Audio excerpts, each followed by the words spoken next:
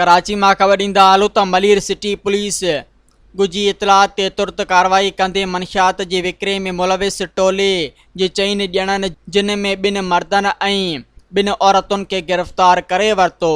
Police मूजिब गिरफ़्तार थियल जवाबदारनि जा नाला मोहम्मद अली, राशिद, आयशा ऐं अस्मा उर्फ़ पठाणी आहिनि। जवाबदारनि जे कब्ज़े मां 1 किलो 50 ग्राम आला मयार जी चर्स, 230 ग्राम क्रिस्टल, 100 ग्राम खां वधीक आइस ऐं 20,000 रुपयनि खां वधीक मंशियात जी विकिरी मां हासिल कयल रक़म हथ आई आहे।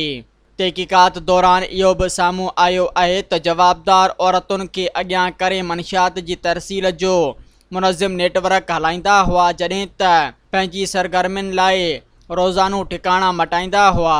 हिकु अहम इंकशाफ इहो बि थियो आहे त मोहम्मद अली ऐं आयशा माउ ऐं पुटु आहिनि, जेके हिन नेटवर्क जी रिथाबंदी ऐं निगरानी में मरकज़ी किरदार अदा करे रहिया हुआ।